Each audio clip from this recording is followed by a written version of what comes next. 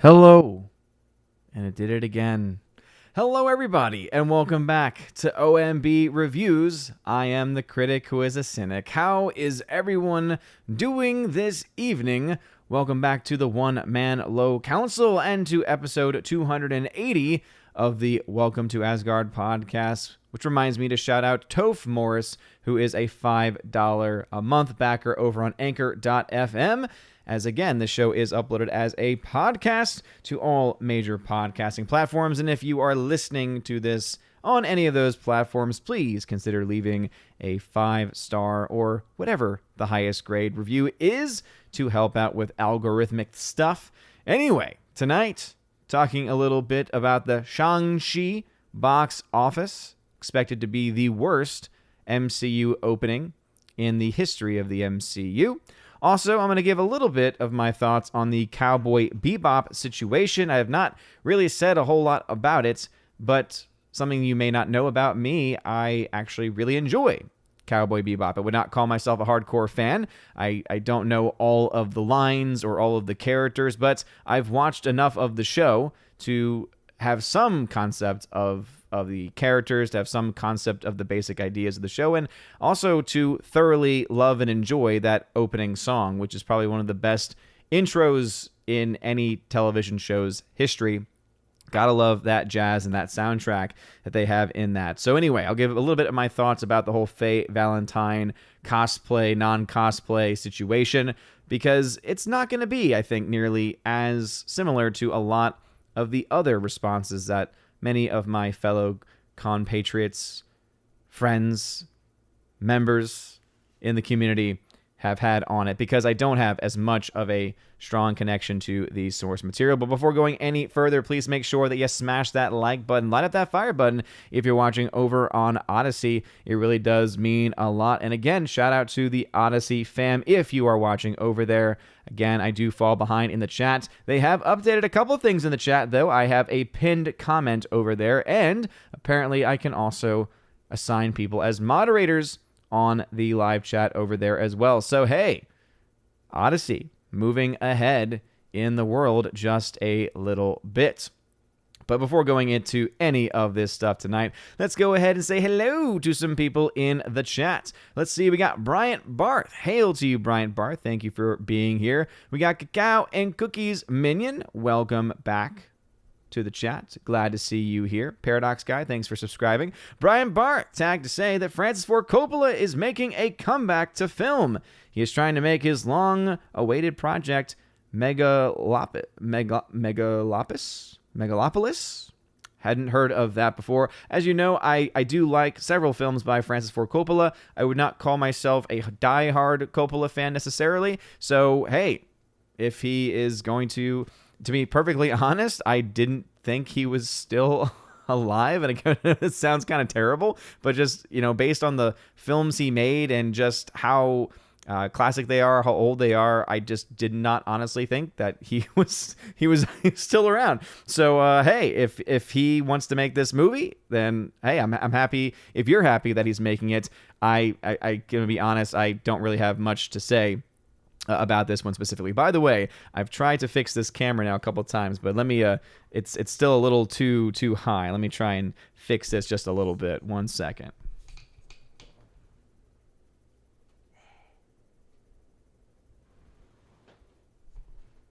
There we go. That's a much better frame.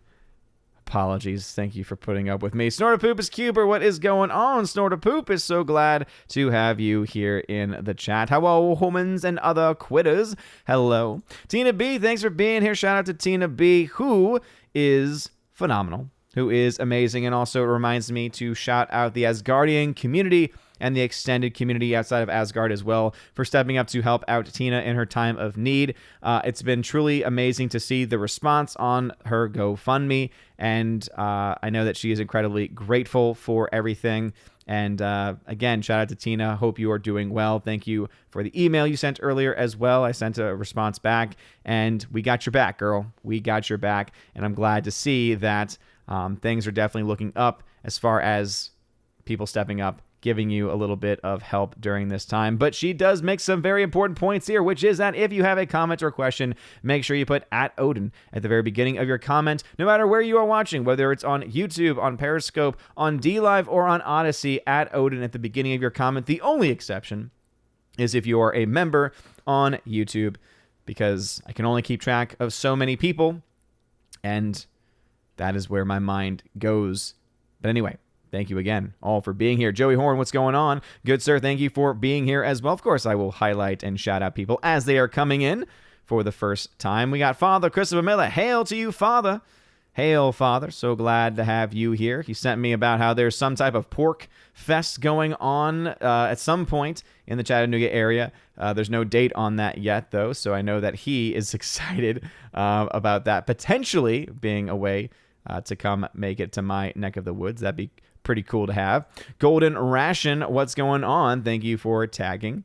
And again, thank you for being in the chat. We got, again, as I said, Bruce in the chat. We got Andrew Hoyle, our friend from the UK, who says, hail to every single one of you, you beautiful bunch of bar stewards. I like the expression and spelling of that saying there. The bar stewards. Congrats. Hail to the bar stewards. Hail to you, good sir. Our good friend from the UK.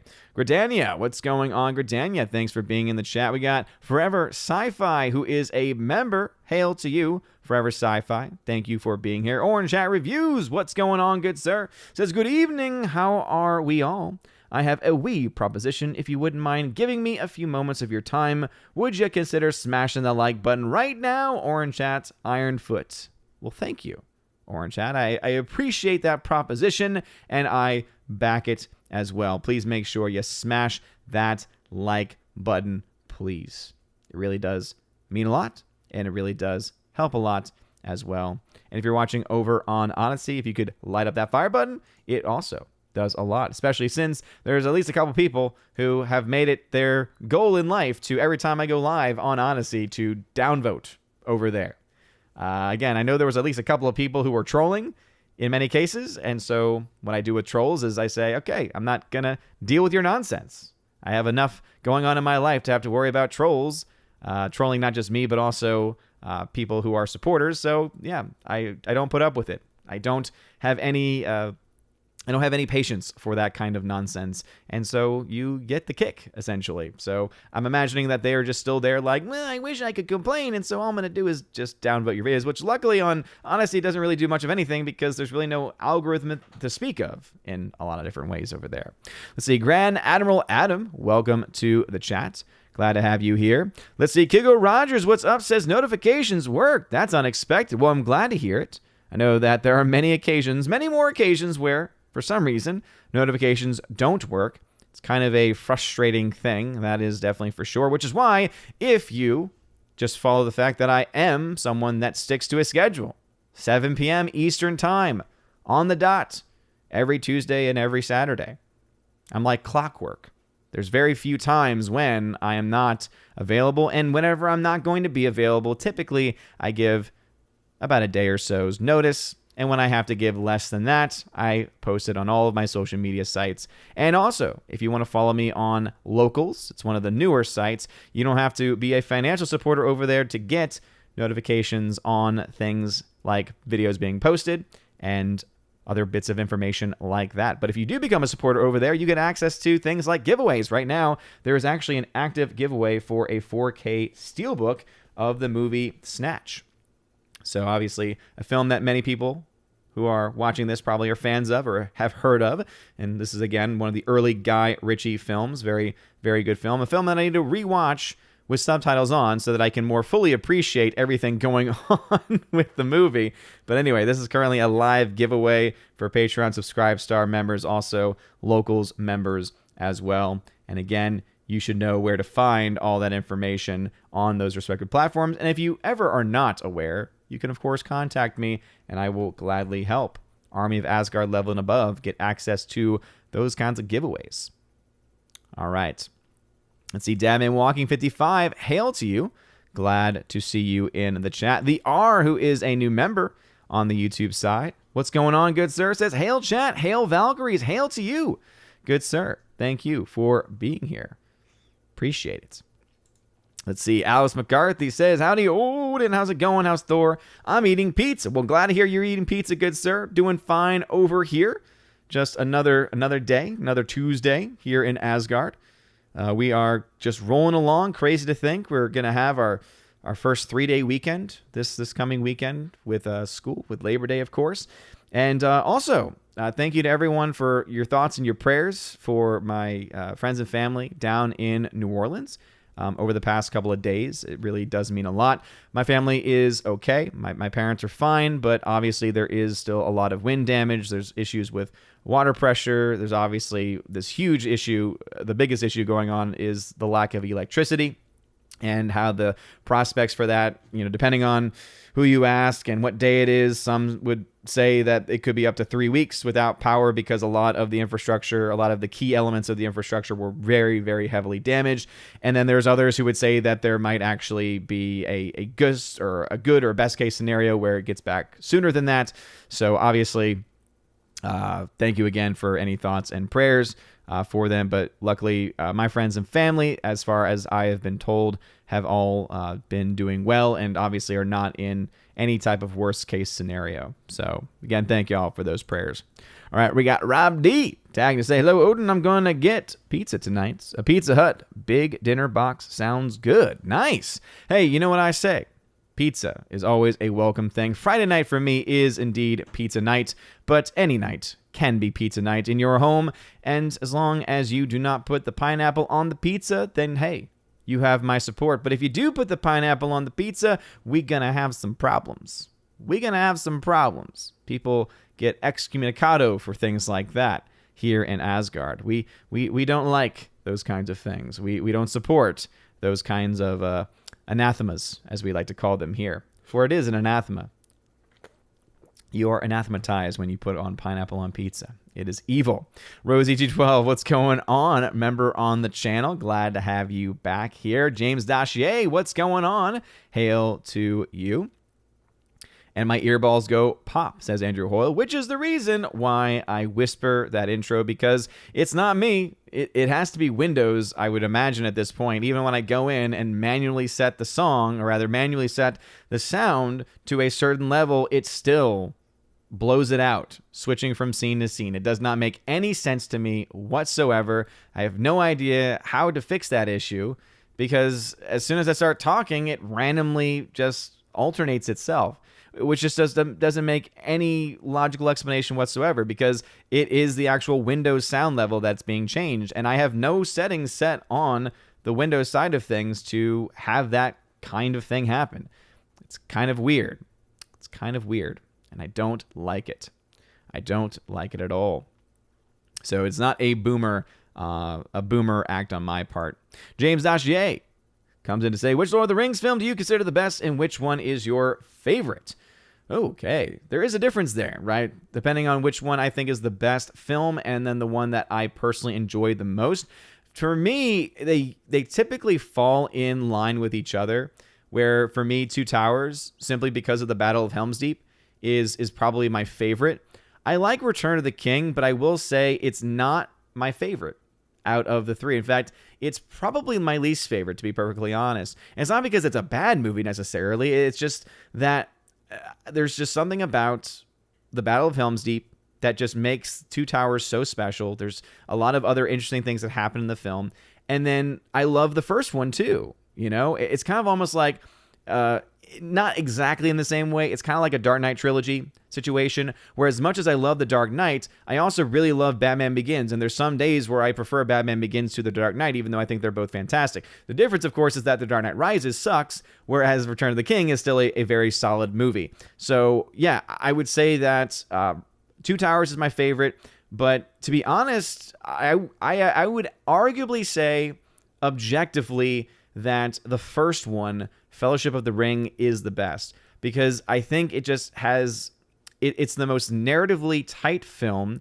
It has very good pacing. It's got all of the different key elements of drama, of sorrow, of joy. Like, you hit all of those different beats in it. And obviously it's hard to really compare in a film franchise like this that is a singular story, right, stretched out into 3 movies.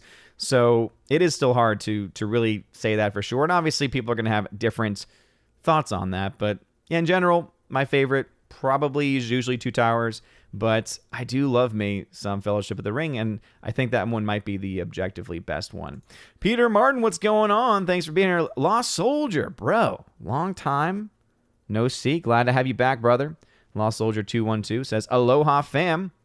Welcome back, Nuance Observer. Welcome to the chat. We got 13th Warrior, who is a member as well, saying, Hola, chat compadres. Welcome, good sir. Welcome to Jurassic Park. Rab D, I honestly think Marvel will be more disappointed if Eternals flops. It just seems to me like they're promoting that movie a lot more than Shang-Chi. Yeah, and the other reason why is because there's a lot bigger names in Eternals, which kind of indicates and tells me that film's going to be a lot more expensive. I don't know the official budgets yet for either of those films, but I think we can pretty much guarantee that Shang-Chi is going to cost somewhere between $150 and $200 million because that is a standard Marvel film at this point. And I think we can all probably say that the Eternals is going to be north of $200 million. You have some pretty big names in that film. Obviously, star power, stars don't really exist in the same way as they used to anymore. But I think that we can all still at least admit that there's names that a lot more people are going to recognize in the Eternals than in Shang-Chi. When the biggest name in Shang-Chi that you have for general audiences is Awkwafina, and then the other film, you have people like Angelina Jolie and others. It's kind of hard to really argue the other point on that. But that being said, I definitely think that Disney is more concerned about Eternals. Because I think that at this point, Shang-Chi losing money is a foregone conclusion. I think that they've already kind of admitted that fact. If it does better than the projections, they'll be happy. Obviously, they're going to spin it however they can. The difference this time is that they cannot use any Disney Plus or claimed Disney Plus numbers to add on any extra revenue. So it's really going to be a big test. You know, if Shang-Chi shows itself to be what many are projecting, again, this is not just me, this is the official projections coming from box office experts and based on these tracking results, and a lot of it's even based off of what's being reported from studios.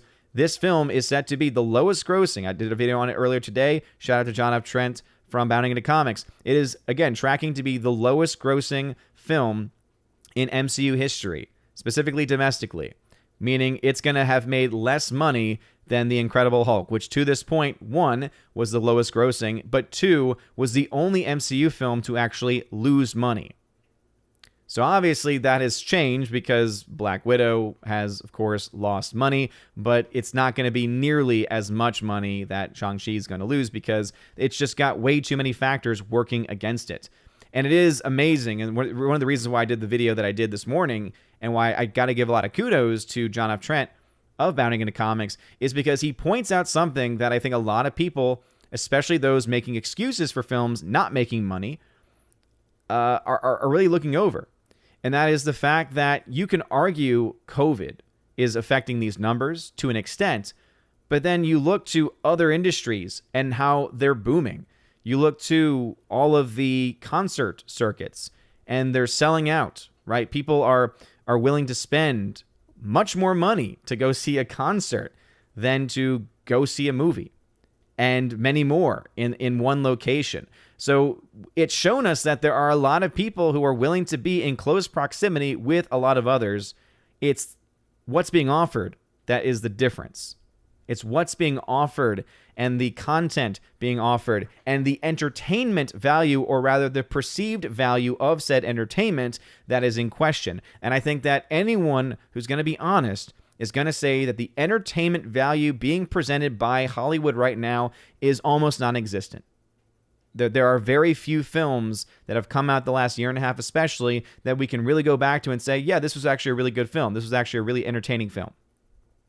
Most of them have not been good. Most of them have been pretty terrible. I can name on two hands, maybe even less, the number of films that I would argue are A-level films. Not just because they are objectively good, but because they are actually entertaining and fun and escapism. Because that's what we want. That's what entertainment is. The root of entertainment is escapism, and when you take away escapism and try and throw in reality and try to throw in any type of modern day talking points or ideas, it's going to turn people off very, very quickly. Very quickly. Kigo Rogers, what's going on? Good sir. Thanks for being here. Lost Soldier, thank you for tagging. He says, it's not just the actress who plays Faye.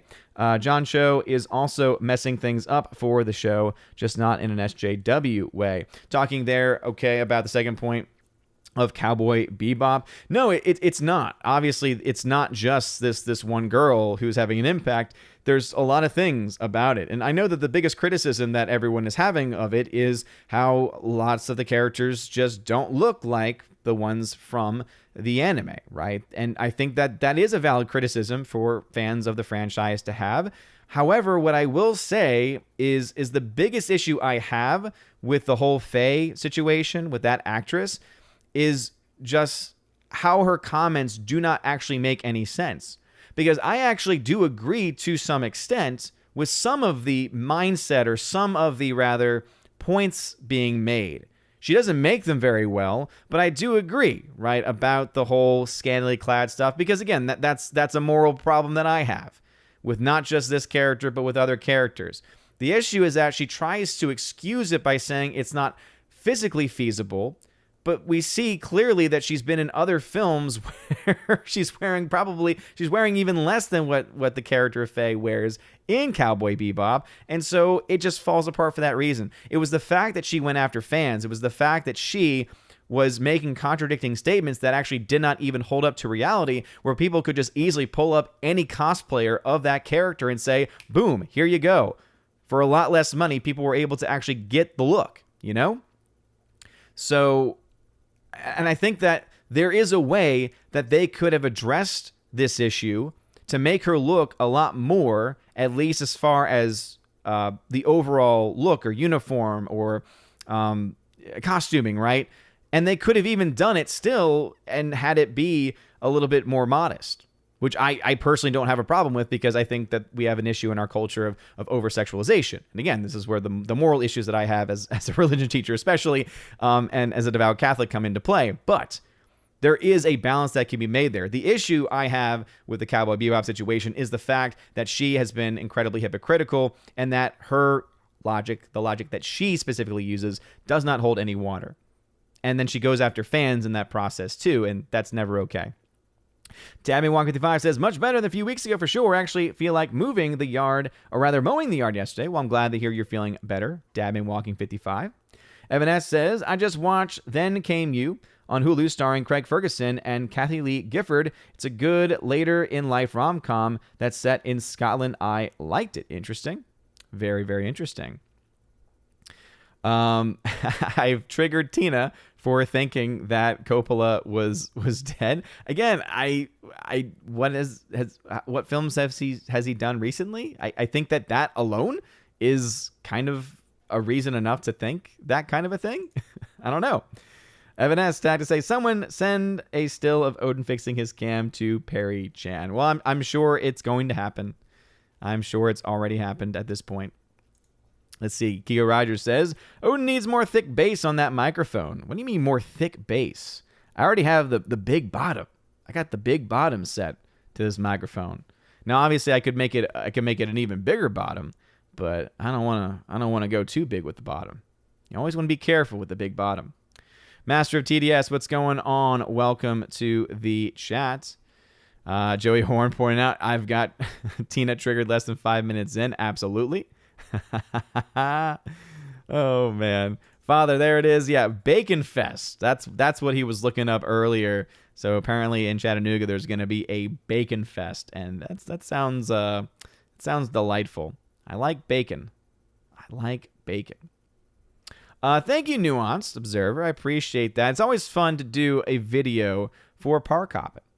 It's one of the few outlets that I have these days to show that I'm very much still a part of the Geeks and Gamers team, because as I've made clear on several occasions, their gaming at the latest possible time just drives me nuts.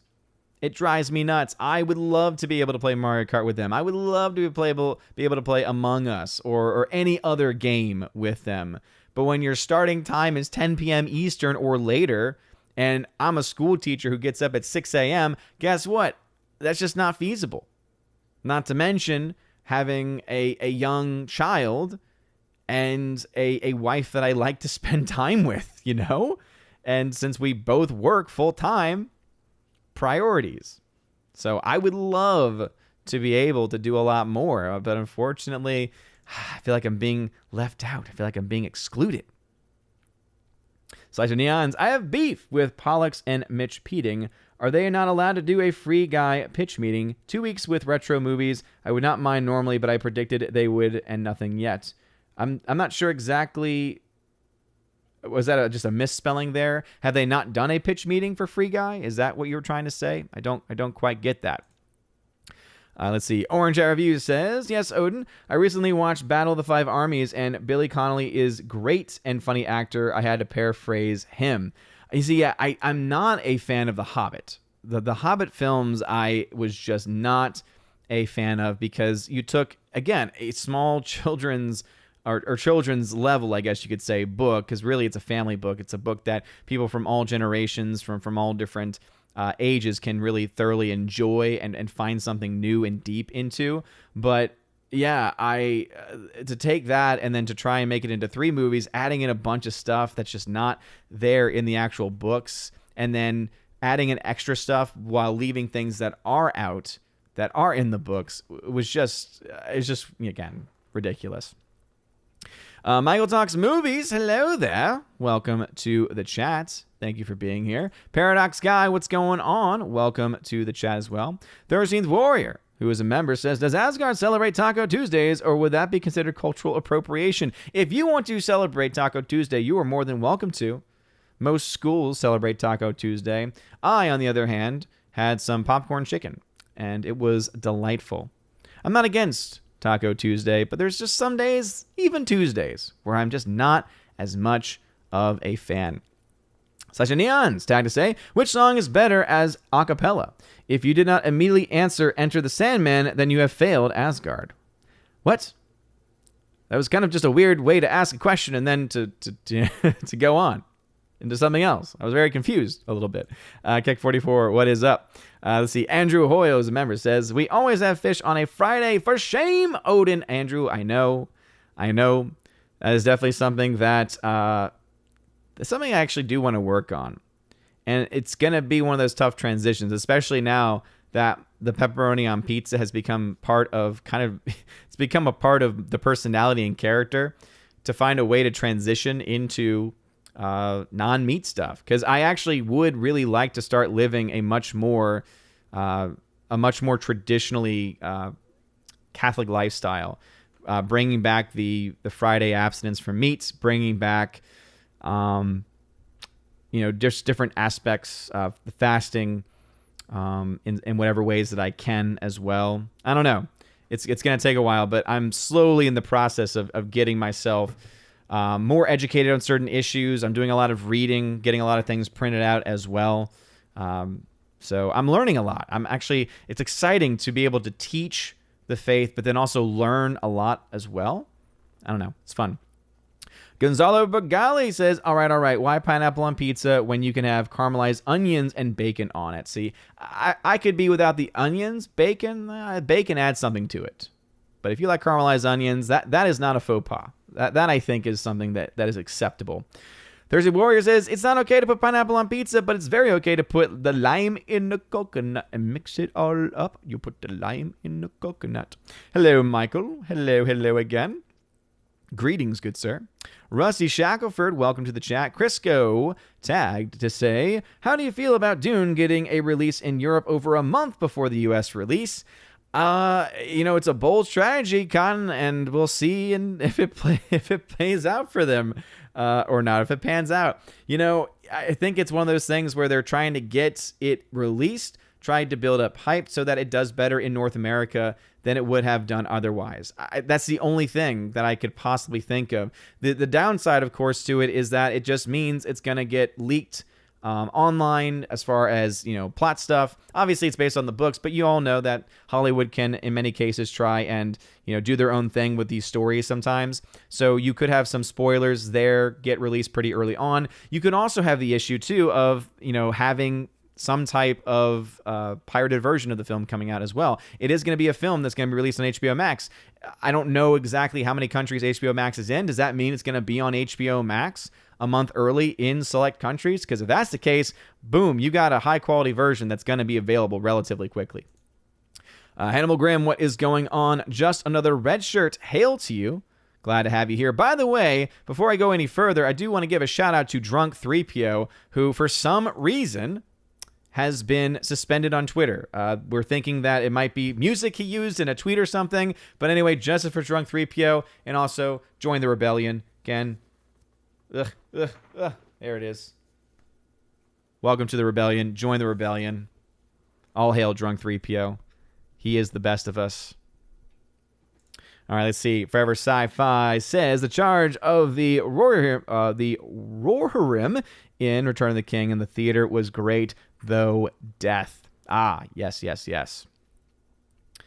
Kingslayer says they all kind of suck. Well, what are you talking about? What kind of sucks? That's you kind of got to give some context there, because I fall 15 to 20 minutes behind. So when you throw out a comment like that, I got to know what you're talking about. Hannibal Grimm says we have a T-Rex. Huh?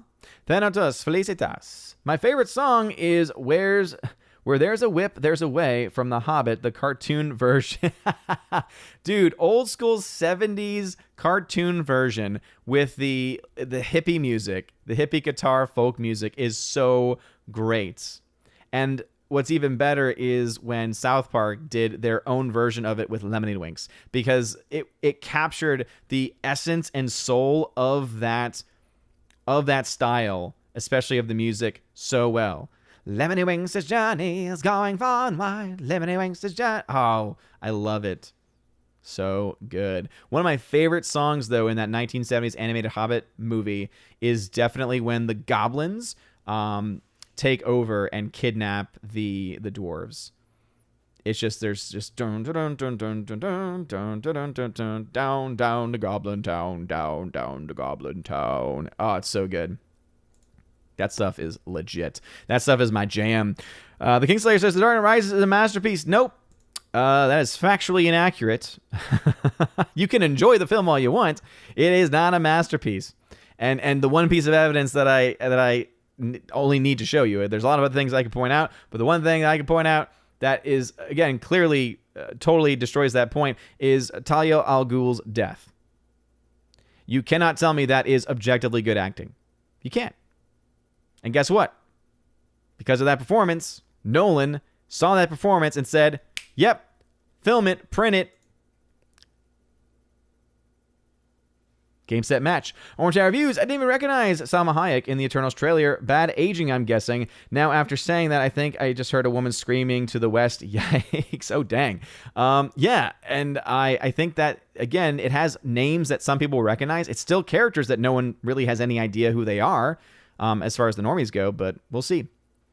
I am General Wingster the White, and I come back to you now to at the turn of the tide. Yes.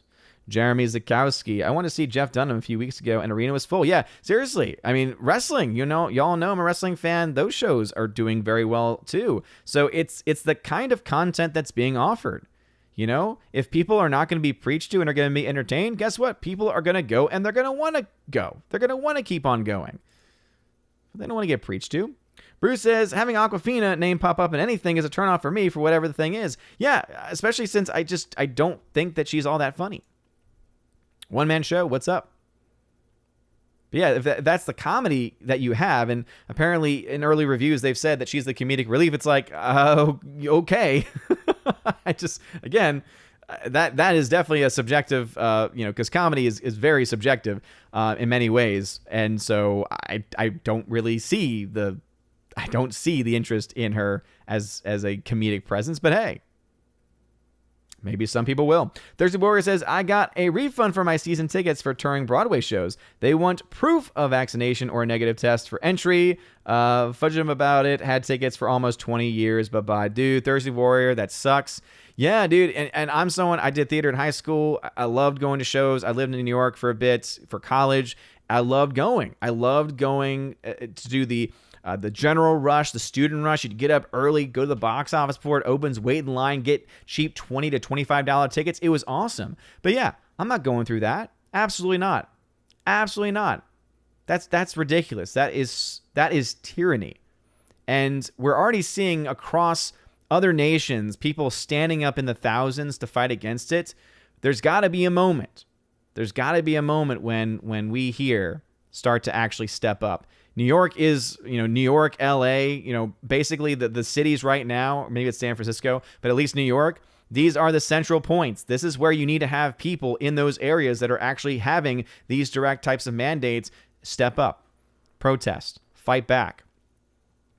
Bruce says, I always thought Spike Spiegel was a good old Jewish boy, at least not Asian at the very least. I didn't think any of the characters were. And that's the thing, right, is that when you actually do look to the characters, you realize that that's not how they were drawn. It's amazing how, in certain ways, how racist the people who adapt these shows are. And the reason you kind of realize that is because they're like, oh, because this happens to be an Asian product, that means all the characters in them have to therefore be Asian. And it's like, no, that's usually not how it works, actually. But again, it just kind of shows you that at the very least, they have no idea what the source material is. And at the very worst, that they are an ist. Mark Lizette says, but with cosplay, they don't have any big movements. They basically just walk around. Some costumes can be an issue for action movies. But again, that's just the issue, is that there was a costume of her in a lot less, and she was doing a lot of movement in it. And as I said, you can do adaptations of the costume to make it work better, right? Because as I said, I think that there is a way to adapt that costume to have the same look and feel, but also at the same time be more modest. That's what I would want. That's something that I would rather want. I want the character to look like the character, but I do understand. And some comments, unfortunately, did. I think Alex McCarthy, you had a comment maybe that got skipped. But again, I would personally really like to have a much more modest approach, but it does got to look like the character. You can't say that it's a character and then not be a character. Anyway, Michael Talks Movies says, that's kind of how I feel about my friends. They like to play the video games pretty late, but I'm attending college and job at Regal. Exactly, dude. And by the way, yeah, I used to work at AMC. It's not the most glorious thing in the world, but I loved it, dude. I would not trade the years that I had at AMC. It was a lot of fun, met a lot of really awesome people, had some awesome conversations as well. And there's definitely a part of me that missed that. Once I ever get to the point of retirement, I would totally not be, here's the thing, when I get to the time of retirement, theaters are probably not going to be around anymore. But if they are, I would totally love to be like a part-time worker, just doing ticket taker or box office worker, and just talking about movies, what to see, what not to see, that kind of stuff. Papana, what is going on? Thanks for being here. Rob D says, there's quite a few people that I wonder if they're still part of the Geeks and Gamers team. Don't want to mention any particular names in case there's drama attached. Yeah, and obviously you can kind of tell based on who is a part of conversations. So obviously Friday Night Tights is a Geeks and Gamers and Nerdrotic production. So anyone that you see attached to that as a mod, anything like that, you can make some assumptions there. And also, of course, there's videos on all of these different places and all of these different platforms. So, yeah, that's pretty much all I'll say about that, though. Harvey says, why does Cowboy Bebop have such a weird title? The title doesn't make sense to me. Yeah, I mean, to be perfectly honest, I don't have as much knowledge about that either, but it's a fun show. It's a very, very fun show, and I end up loving the title because it's also fun. Gyame Quintal, thank you also earlier for that super chat, and once it gets in the chat, I will highlight it, and if it for some reason gets skipped, I will, of course, read it out loud, but I agree with your assessment of Denis Villeneuve, for sure. Anyway, Thursday Warrior says, The Hobbit is a gateway drug to Lord of the Rings. If you mean the books, yes. The movies, no. If you are starting off in that universe just with the movies, like the live action adaptation of The Hobbit, I don't think that is going to be able to push you towards The Lord of the Rings, to be perfectly honest. I just don't think the films are any good as far as the live actions go. I really don't. Now, the book, absolutely. The book, it starts you off, right? It's again, family friendly, that type of thing. It's a little bit more of a not necessarily simplistic, because obviously his style of writing was very deep, but it is something where it does lead you into and kind of build you up into being able to jump into the massive Lord of the Rings. However, I wouldn't agree with the movies being with it. I assume that you meant the book, though, obviously. Snort Poopus, not only did they inflate the Hobbit movies, they completely buried Bilbo's story in the process. They did a lot of bad things. And actually, I started rereading it, The Hobbit, over the summer, and unfortunately, stay-at-home dadding kind of made me fall behind on that. But I remember getting to the part where, all the dwarves are showing up at Bilbo's house, and just how different Bilbo is in the book versus how they portrayed him in the movie. As much as I loved Martin Freeman, and I thought that he was the perfect actor for that role, I don't think he got very good direction on that performance, to be honest. Slicer says, I love spoonerisms such as Duck Visney, and named Ryan George, the writer, Mitch Peeting. RG, the producer, has the official name of Pollux on the name of the episode. Maybe I watched them too much. Okay, again, everything that you're saying is going way over my head because I need context. You know this. I always need me some context. Father says, no meat on Fridays is not a traditionally Catholic lifestyle. Never was done away with. No. But you know what I mean, Father. Father, you know what I mean. Don't you play those games with me, Father. All right. You know that the way in practice that these things have gone about, that it is essentially something that has been done away with in practice. Because catechesis has been terrible, and also because bishops have failed, especially on many levels, of reminding people, either you don't have meat on Friday or you substitute it for another penitential act. That is not being pushed. So we continue to see, again, in the post-Vatican II era, all of these errors and lack and loss of faith. Oh, there are so many just amazing things that I've been finding more and more about. Not to mention the fact that the Novus Ordo, right, the New Order of the Mass, compare that to what you find in the document of Sacrosanctum Concilium. Kind of hard to justify how that missile came from those documents. I'm just saying. Snorapoopa says, unfortunately, putting fish on pizza pretty much means anchovies. This is also very true. I guess you can put on like a faux pepperoni in certain ways. Gonzalo Bergali says, I felt the same until I tasted it, says Gonzalo. You mean about pineapple on pizza? Again, I'm going to say nay to that. There it is. Guillaume Quintal, thank you for the Canadian $5 super chat. Says here, Denis Villeneuve is a genius, have faith. Hey, dude, he is one of my all-time favorites. Right, rather, more so accurately, he is my favorite modern working director. He has not let me down yet, but guess what? I said the same thing about the Russo brothers before Endgame. And I said, I'm going to give them the benefit of the doubt because they haven't let me down yet with the films that they've done. And guess what? They let us down with Endgame. So I'm not gonna, I have faith, but he has to still deliver. I love Denis Villeneuve, one of my favorite working directors, but he's got to deliver. ZK Man, try for 20 minutes, but fortunately I'm currently in the area where I keep losing internet connection, so I'm off. Everyone take it easy. Dude, K-Man, sorry that you're having some internet issues, man. You can always try checking out DLive connections, Odyssey connection, because it could also be just YouTube not being able to handle the bandwidth coming. Let's see, Punk Waddle, who's a member, says, hail to the pepperoni, all father, and his faithful pizza purist. Thank you, Punk Waddle. I appreciate it. The Physics Channel with Kenny Lee. What is going on? Thank you very much for being in the chat. Andrew Hoyle, who is a member, says, we don't have HBO Max in Europe, which is why I think it's being released earlier over here to maximize the cinema release before it hits US, where it'll be streamed at the same time. That's a very good point. Yeah. So basically, any type of piracy that occurs in that first month is going to be just a camera version, which, you might have some people, right? You might have some people that are going to be able to be willing to put up with that. But I think that if you talk to most people that actually want to see Dune, they're not going to want to see a camera version of it. Even the people that have some skepticism about it, they're going to say, no, I'd rather see it on a big screen, or at the very least a high quality version of it in some way. Let's see. Father says, South Park guys bought out Casa Bonita. Been there. Food sucks, but fun to visit. I think that kind of just makes it better, though, to be honest, that they've bought out Casa Bonita and then the food is just actually not very good. I don't know. I think there's something kind of charming about that. Orange Air Reviews says, Odin, it's pronounced Rohirrim. Yeah, I know. And I'm terrible at pronouncing stuff. Oh, man.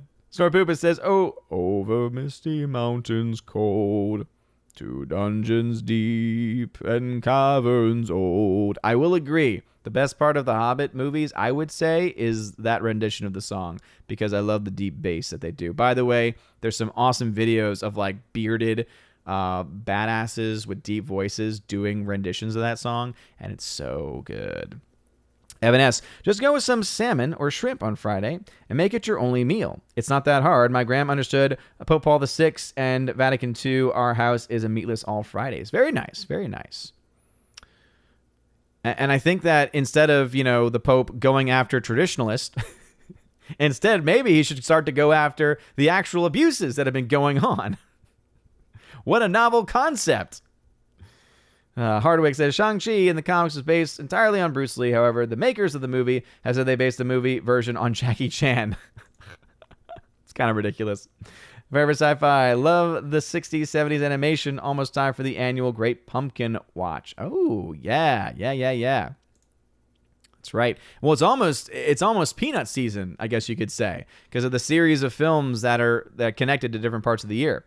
Father says the schools in my diocese are meatless on Fridays year-round. Nice, Father. That's awesome. Not so much here, but then again, if you know anything about where I am, it should explain a lot. Andrew Hayes says, not looking forward to Shang-Chi. I'm too lazy to look right now. Is there anything else worth going to the theater for this Labor Day weekend? Not really. Typically, you don't have a lot of films that are going to, even for a film like Shang-Chi, you're not going to find a lot of films willing to go up against a Marvel film, even during a pandemic. But yeah, as far as major releases go, I'm not aware of any other films that are going to be anything worth talking about. And again, there could be some independent films that could be pretty good, but I'm looking ahead to see what is actually coming up as far as films that I've heard of, at the very least, coming up in the next few weeks at least. And September actually doesn't have a lot. Dear Evan Hansen is the only movie that I really am aware of, and the soundtrack for it is fantastic. Never got to see it on Broadway. Beautiful story, beautiful music. Unfortunately, though, they decided to put in a bunch of Hollywood actors to play some of the parental characters instead of getting in the actual Broadway people instead, which would have made it sound better and probably work better too. So I don't know if that's going to work, to be honest, but it is a pretty awesome story about the value of human life, and I hope that they don't try and in the film turn it into something that it's not. Craigie Lawrence Experience, what's up, dude? Thank you for being here. Again, if you're watching on YouTube, thanks for being here. Make sure you smash that like button, please. It really does mean a lot. See, Evan S. says, I won't be here for Saturday's stream. I'll be at the Abbey for my discernment weekend. Evan S., prayers heading your way during your discernment process. I hope it goes well, and that whatever God has intended for you is made a bit more clear. The R over on Odyssey just says shrimp pizza. I don't know. I'm not a fan of that. If I was going to have any type of pizza that's not pepperoni on Friday, it'd have to be cheese or like a faux pepperoni. But then you're dealing with faux pepperoni. I don't know. Hardwick says, we all know your stance on pineapple pizza, but what are your thoughts on Mountain Dew marinated chicken? Movie Bob loves it. No, there is something to be said for that. Not even just Mountain Dew, but you could also use Sprite as well. When my wife and I were initially dating, at one point there was this, it was essentially this 20-somethings group that she was a part of, and they would come together and just do these different activities. And so one week it was sewing, another week it was grilling. And so I actually ended up getting, I think, second in the grilling competition. And this guy who has had this big legitimate smoker taught us how to actually, do these various things. And one of the things that he taught us was using, for us, we use Sprite. But yeah, no, there's absolutely a lot to it, because it's all about trying to keep the meat from drying out. And mixing that with other things is a good way. Basing it on there as it's cooking. Hail to you. Just under the red shirt. Let's see, Punk Waddle, who's a member, says, Aquafina sounds like a way to monetize an awkward child. Or an awkward childhood. It definitely does. Definitely does, for sure. Rusty Shackelford tag to say, don't give up your pepperoni pizza gimmick. As I said, it's something that I am working through. It is something that is definitely, it's not being done thoughtlessly. It's being done for a good reason, a good purpose, for sure. If it does go away, though, don't worry. There will be something that will replace it. It's almost like, I was in seasons of shows, you have character development. There will be like this big development. Maybe instead of pizza, it becomes I eat my meal before, and then I have like my dessert with me instead. And then we get like some ice cream looking stuff going on. Now that could start to, I know everyone loves pizza, but ice cream cam, whew. I think ice cream cam could also be a bit of a winner there. Maybe like a milkshake cam or something. Because then you can have the whole thing about my milkshake bringing all the people to the yard. Oh, I thought about it for a second. I'm like, yeah, maybe I'm not going to say that full statement, but... All right, let's see. Hardwick says, have you heard of the fan edit, The Hobbit M4's book edit? It's amazing. It turns the entire Hobbit trilogy into a faithful 4-hour adaptation of the book with all the junk removed. No, I haven't. So is it a movie version of it? Is it just an audio version of it with stuff from the movie itself? That'd be interesting. No, I've heard about these types of cuts before. I know that, interestingly enough, apparently Topher Grace, of all people, Topher Grace was able to cut together a supercut of I forget the names of the films, but he apparently put together a supercut of a film franchise, of a trilogy, and apparently it was amazing. Like, he showed it at some party. I don't think it's available anywhere, and I always love to hear about those kinds of things where people take very long, bloated, overdone, way too much stuff going on and turn it into something good, right? Turn it into something fun. Yes, that's what Liquid Blake. It was, I think it was Star Wars. Yeah. He did it. It was the Star Wars prequels, Liquid Blake. I just saw that he mentioned that in the live chat. Yeah, he took the Star Wars prequels and he cut out a lot of the Jar Jar Binks, and he cut a lot of other things, and apparently it was like a really good supercut of the film. So, yeah, I don't know if that ever like leaked online or anything like that. I followed more so like the Project 4Ks, which are trying to restore the original OG versions of the original Star Wars trilogy. All right, Bruce says, the bebop in Cowboy Bebop does refer to jazz-type music that plays throughout the series. I remember looking it up at one time and then just forgetting about it. That does, I think, ring a bell, though. 70B, what is going on? Welcome back to the chat, 70B. Captain General Mavalks, thank you for being here. Let's see. Father says, the Hobbit movies are an abomination. I have spoken, he says. No, I agree. The movies, there are, again, some moments in there that I do enjoy. I do like the connection, for instance, that's made between The Hobbit and the Lord of the Rings. I love seeing Ian Holm back as Bilbo, as old Bilbo. There's some moments where I'm like, this film, it could have been great. It really could have been great. But unfortunately, he decided I'm going to focus and rely heavily on CGI set pieces, CGI backgrounds and characters. I'm going to add in a bunch of stuff, which is not just out of left field necessarily, because I think everything he added in was at the very least in the index or the indices or whatever it's called. So they're all relevant. The issue is that it's adding it in a way that is very convoluted, and then also by doing so he's leaving out other things that are actually in the proper book as well. So yeah, no, I totally agree. The end result, the entire product is incredibly flawed. The appendices, thank you, Slicer. But yeah, all right, let us see. Jeremy Do It. What's going on? welcome to the chat.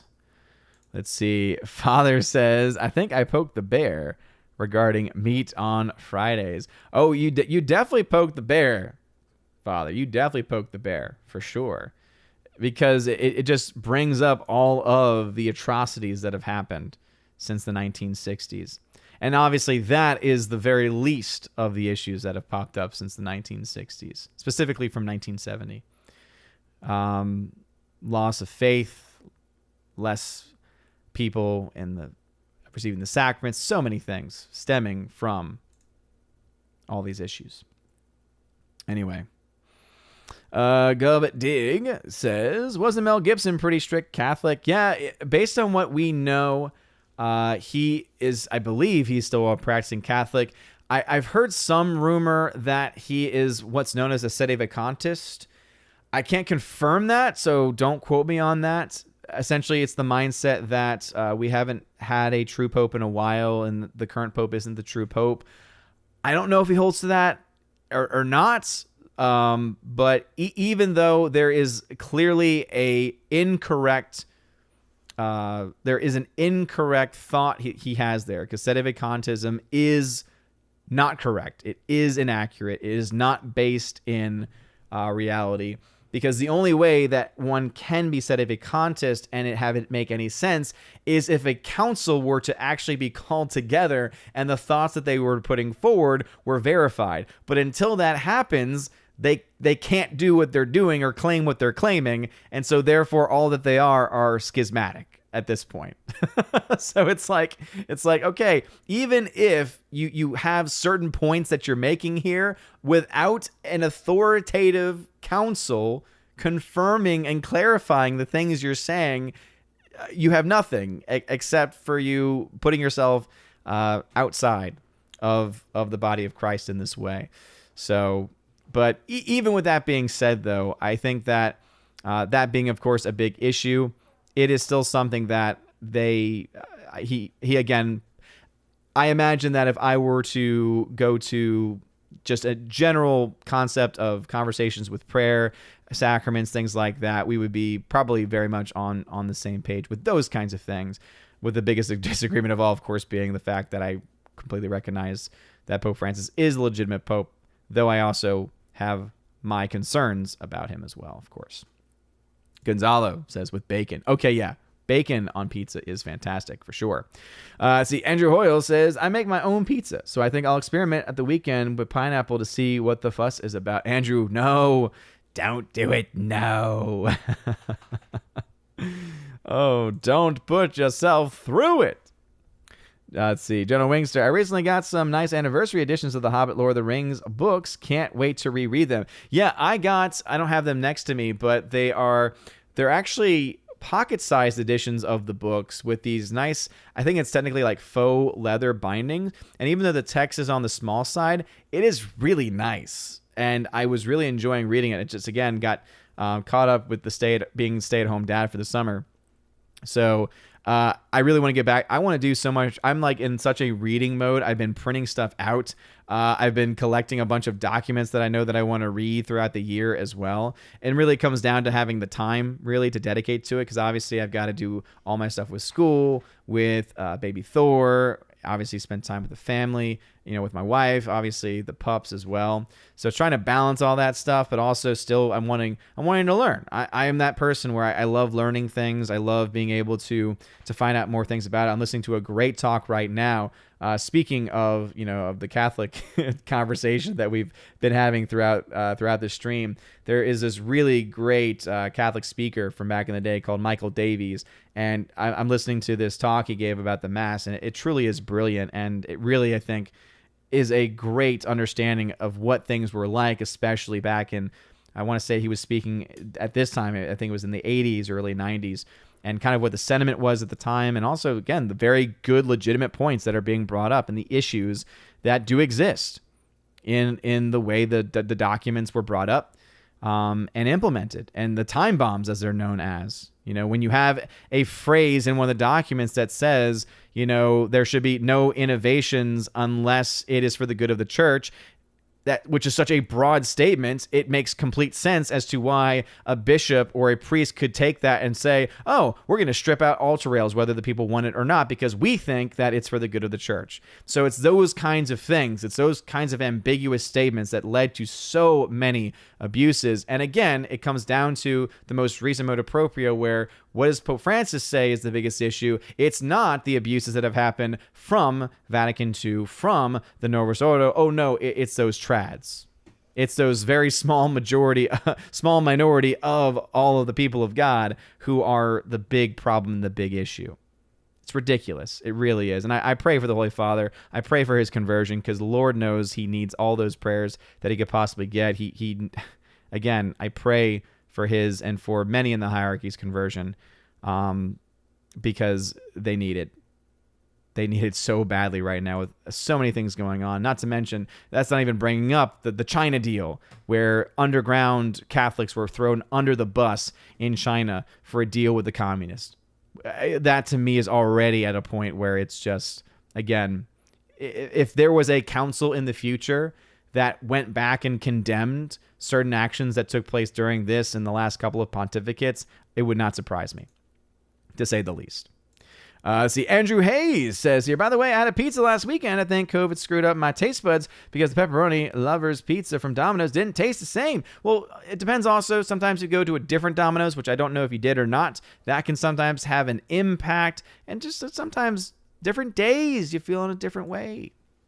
Jeremy Sikowski, I love the quote from Smaug in the 1977 Hobbit film where he boasts himself. Oh, yeah, he's talking about, it's like, my claws are like spears.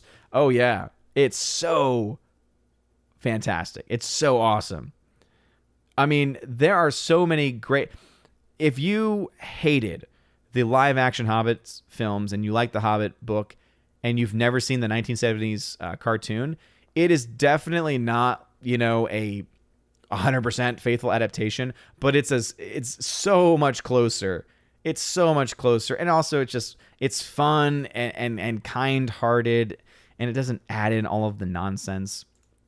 Anyway, Lost Soldier says, sing it, brother. Speaking of bearded... Oh, thank you. Well, I appreciate the kind words there. I appreciate that, good sir. From misty mountains cold to dungeons deep and caverns old. I wish I was a bass. I would love to be able to sing that in proper bass. Fat Jarbo in the chat. Welcome, Fat Jarbo. Please don't false flag me. I would appreciate that. We have a clean stream here, good sir. Orange Hat says the fact that China hates Shang-Chi, they should went back and put up the original dragon Fing Fang Foom in there to stick it to the CCP. As someone who has no frame of reference on what that is and who that is, I say, okay, you go right ahead. Mr. Roy, what's up, good sir? One of my chosen of Valhalla. Let's see. Punk Waddle, who's a member, says, Odin, what about just Canadian bacon? You don't even have to see it. Getaway topping to the forbidden pizza fruit. Well, Canadian bacon is essentially ham, right? And it's weird. Ham is one of the only meats that I've never liked. I've never been a fan of ham. It's just never been my thing. I don't know why. But no, I think there are definitely some things that could definitely be a substitute. I think I'm leaning more so towards, and the other reason why is this, because yeah, I love Gary and I love all of my FNT compatriots, but when we're told, yeah, we're going to start at this time, and then hours later we're starting, I'm like, okay, well now my pizza's cold. So part of me is like, take care of all the food in the beginning, and then by the time we start, I can have, a dessert ready or something. And again, maybe do like an ice cream cam or something like that, Let's see. Simon Phoenix, what's going on? Blast from the past. Andrew Hayes, tag to say, it's so sad. I haven't seen a movie at a movie theater in almost 2 years. Dang, dude. It's worth going back, dude. It's a lot of fun. It's a lot of fun. Even with, to be honest, one of my favorite things about theaters before the pandemic was going when you're like the only one in the theater. And now, sad to say, you are going to be in a lot more situations where you will be able to have that experience.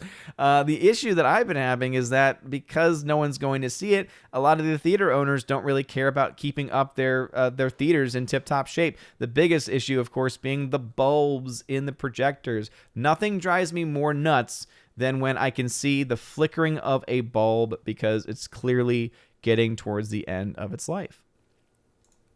Punk Waddle then says, Odin's dessert pizza cam? No. It wouldn't be both together. It would just be a dessert cam. The R tagged over on Odyssey. Thank you for tagging. It says, just a general question. Instead of attacking Pope Francis, can a heretic be automatically considered to be removed from the papacy? So here's the thing. A renowned and pervasive heretic, right? There have been some saints. Robert Bellarmine, I think, has one of the key takes on this point, that if a pope were ever to fall into formal heresy, that they would lose the office of the papacy. The issue is that the only person who can judge a pope is God, for lack of a better expression, right? Because the pope is the head of the visible church. So the only way that a pope could be declared a formal heretic and therefore could lose the office of the papacy would be that a general council of bishops would have to be called and it would have to be declared. And that is not likely to happen, and it's not happening. So the issue with the Sede Vacantis position especially is that they just assume that it has happened on their own authority. And so because of that, they assume then that they are simply correct and that therefore they don't have to recognize him as the Pope anymore. But again, they're jumping the gun. They're skipping a major step, which is that, yes, in general, the concept and the precept is there. There is some, I guess you could say, what's the word I'm looking for there? I guess you could say that there is some I want to say preamble, but I know that's not really the word for it. There is precedent. There is some precedent for that type of thinking. But the key there is you need to have a council invoked and called by the bishops of the world to declare said pope. And that's not going to happen with the vast majority of not just cardinals, but also many, many more bishops having been chosen by Pope Francis, and also by many of them very much fitting in as well with the type of mindset that he is pushing forward as well. So that's stuff that would only happen after the fact. So all we can do now, what we are expected to do now as members of the laity, is we are to assume the best. So to pray for the Pope, to pray for his conversion, and to pray for a resolution to this at some point. But it's not up to us as members of the laity to make those, to hold the trial ourselves, because we don't have the authority to do so. We can call things out, of course. But Mark Y, thanks for subscribing to the channel. Let's see, Lost Soldier 212, bro, pineapple pizza is a norm here in Hawaii. Coming from New York, I thought it was sacrilege at first. You add bacon to anything, and I may eat it. Poke raw tuna, pizza, or kimchi hot dogs, though. Ooh, I don't know about that. I don't know about that. No. I would say nay to that. But I know that it is definitely a cultural thing in certain areas. And then I can at least understand it. But Gonzalo says it's better than yours. Again, I kind of need to know, right? I assume that was a reference to my milkshake comment. since I do see the comment after. Okay, I got that at least. Soul Assassin, Odin's milkshake cams bring all the views to Asgard. I would have so many questions about the makeup of my audience. Alice Picardo says, pizza and ice cream? That's like Attitude Era to PG Era. Or is it the other way around? Because then I could bring the glory of the ice cream to Friday Night Tights. And you get that one for free. Normally, you have to give an ice cream donation on DLive to get that kind of service. Evan S. says, we had a solemn high mass this weekend at my parish to celebrate former pastor for his 50th ordination anniversary. Father Skilla was subdeacon and gave the homily. Can I send you the homily? Yeah, Evan S., please do, man. Absolutely. Would love to see that, and glad you're able to go to a solemn high mass. I will say, I'm very thankful for my local parish to offer a missa cantata, but I personally am drawn very much to the low mass. I love the silence of the low mass because it allows you to pray. It allows you to pray and to offer worship. That's why we're there. We're not there for us. We're not there for a show. We're not there for the priest or the bishop to walk down and be like, hey, how's it going? No. It's all about me. It's the me show. No, that's why it should be ad orientem. That's why when you actually look to the documents of Vatican II, there's nothing in there about, oh, yes, you have to face the people. Oh, yes, you have to rip the altar rails out. No, because of the language in the documents being ambiguous, people were able to basically do whatever they wanted. And again, instead of focusing on those abuses, oh, no, it's the trads. Those are the ones that are the problem. But guess what? If we instead were to take these measures to refocus our attention on Christ, that's how we move forward. That's how we're able to do something about it. But is it going to happen? I don't know. All I can do is hope and pray. But man, oh man, I hope and pray that my own, this is the issue with the motu proprio, is that you have a lot of restrictions on new masses being added. Because I would love to be able to go to a daily low mass.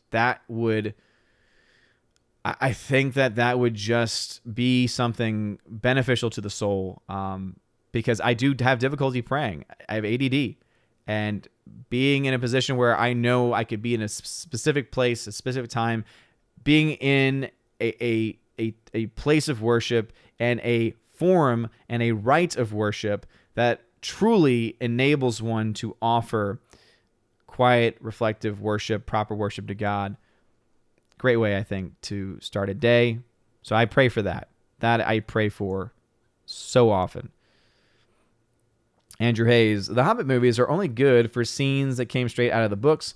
The first movie had 2 scenes, the dwarves singing the song in Bilbo's house and the Riddles in the Dark. Yeah, Riddles in the Dark obviously was great, but Andy Serkis is definitely the person to thank for that one. No doubt about it. All right, so I'm at 7:54 in the chat. It's 8:11. So yeah, I'm just about 20 minutes behind. As I said, 20 minutes behind as I normally fall. Hardwick says M4's book edit of The Hobbit is edited version of the movies. It's extremely thorough. There are even new special effects added to remove junk like gold-covered smog. Ah, okay. I didn't mind gold-covered smog as much. The CG, not so much, but the concept, not so much. That was a lot of not so much. Mel Gibson, I thought that he was a sedevacantist. So, and yeah, for anyone who wasn't there in the beginning, that just means that it's a Catholic who denies that the Pope is the Pope, either because of invalid elections from previous eras. There's different types of sedevacantists. There's some who say we haven't had a valid pope since Pius the 12th, or again, I forget exactly how far it goes back. The more common of the ones you see now are the ones that would say Pope Francis is not the pope. There's also this other group called Beneplentist. Those are ones that still believe that Pope Benedict is the pope. And in both cases, there is no ground for them to stand on. And as I said, the only way that any of those positions would ever be confirmed would be years after the fact, most likely, and it would only be if a council was called and it was declared by the Pope, by a future Pope and council together. And it's probably not going to be, at least not in that way, happen.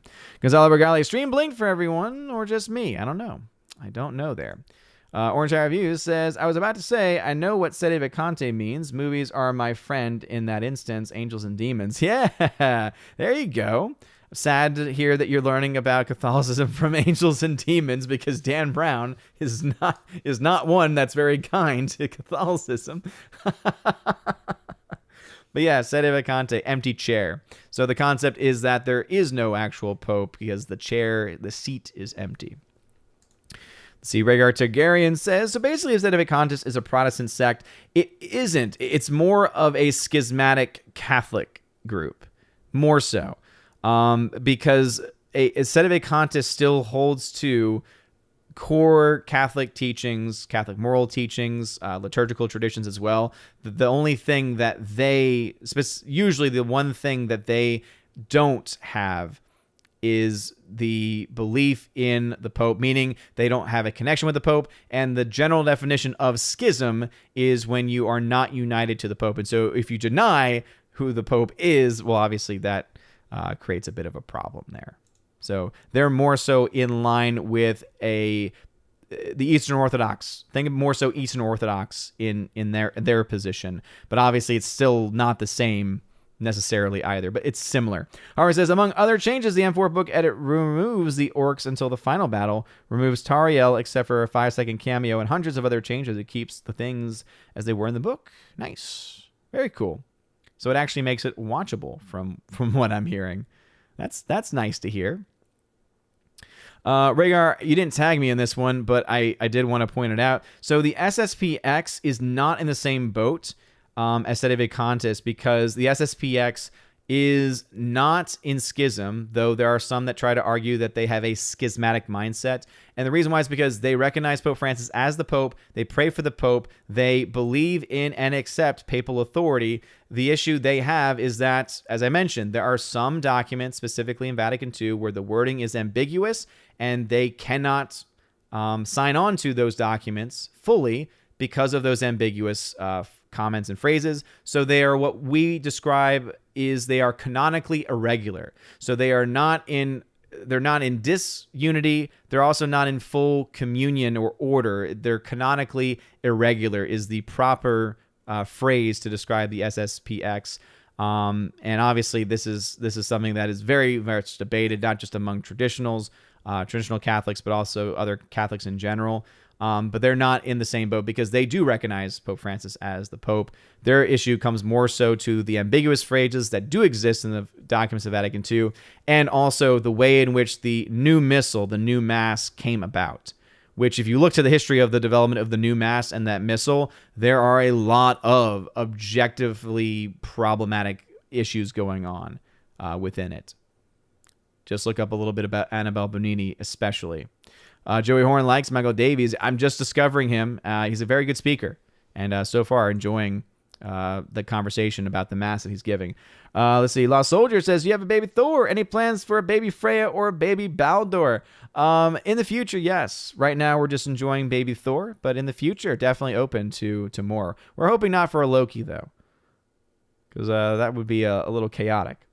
Kara says, I love learning new things as well. I'm really getting into World War I and learning about other ocean liners too. There's quite a few things about them throughout the years. Yeah, same here. My wife and I just yesterday started playing again on our Switch, Trivial Pursuit. So when I got the Switch, I was getting some games, and I wanted to see if there was any games that maybe because she's not much of a gamer, but some that she might be interested in. And there was this one game on the Switch called Game Night, and it has a bunch of just random games that typically are like board games and stuff. And there's a Trivial Pursuit one. And the concept would be that, it keeps itself updated. So when the app gets an update, it can update the questions to stay relevant and stuff. And it's, it's a lot of fun because there's a lot of questions where we don't know the answers to, and then some where we do. And it's been a lot of fun. It's a great way to bond in a nerdy way over Trivial Pursuit.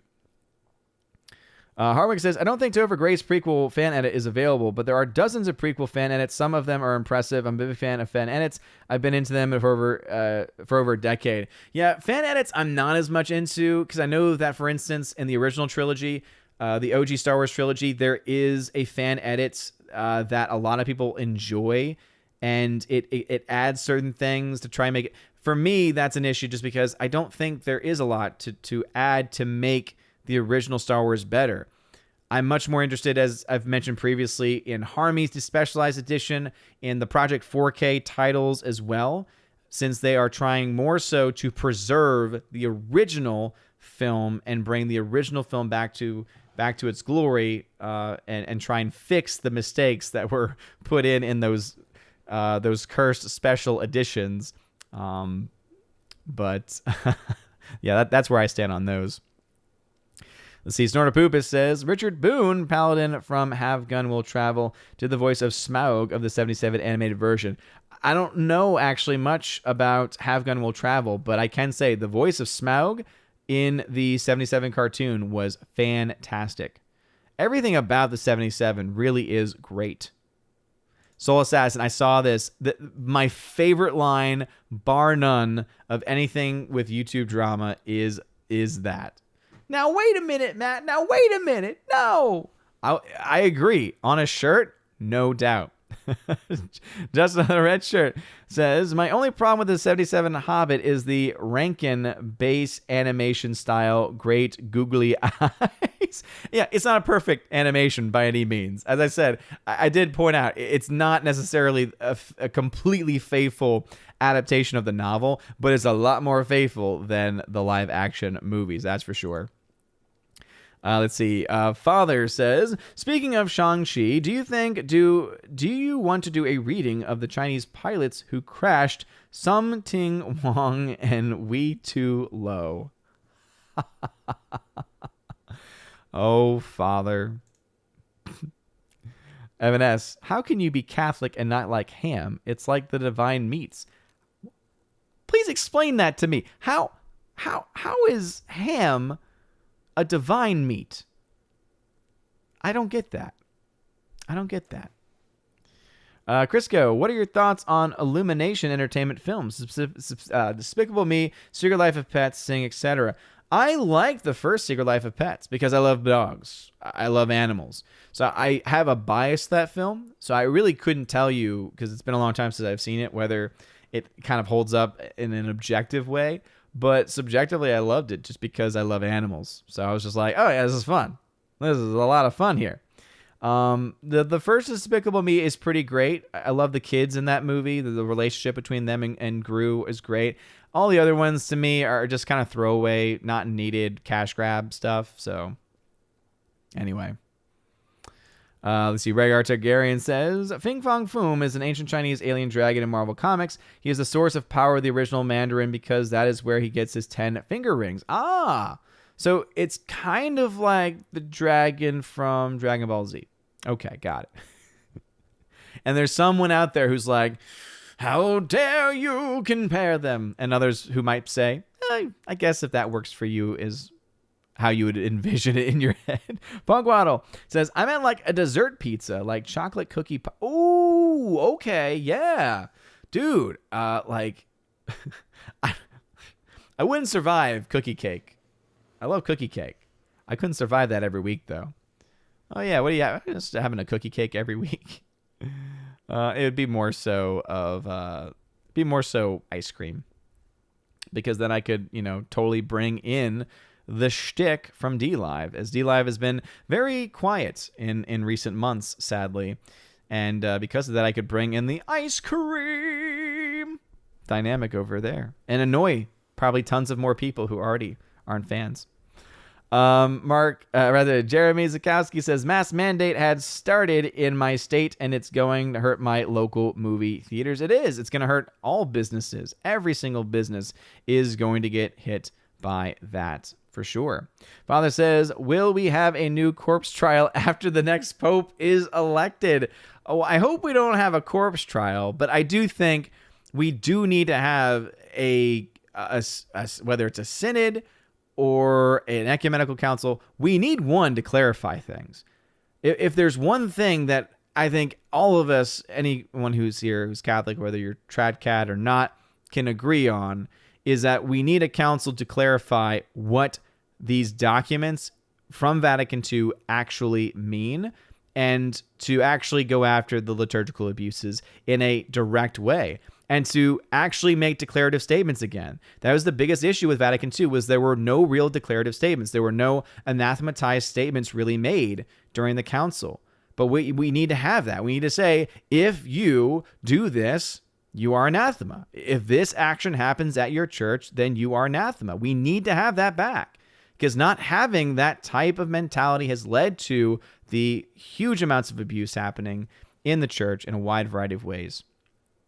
Sorry, it's kind of turned into a little bit of a theological stream as well, but I do like to allow the streams in certain ways to open up a little bit. But we're at the 7-minute mark, so if y'all can slow down in the chat just a little bit, I would definitely appreciate that. But just to make sure I get the points from the title out, because I have mentioned them already, Shang-Chi box office likely to be the lowest in MCU history. A lot of that's because of the character being unknown, and of course, the fact that there isn't a whole lot to look forward to when it comes to the MCU. They're just not providing, even in their trailers, anything as far as content related to really drive people and make people pretty happy to actually want to go out and see it. And then with the whole Cowboy Bebop situation, I'm going to be honest, I think that it's being overblown on both sides because for me, I think that the character should look like the character. So that's where I would say that the woman is totally wrong. Not to mention the logic that she uses does not actually hold up,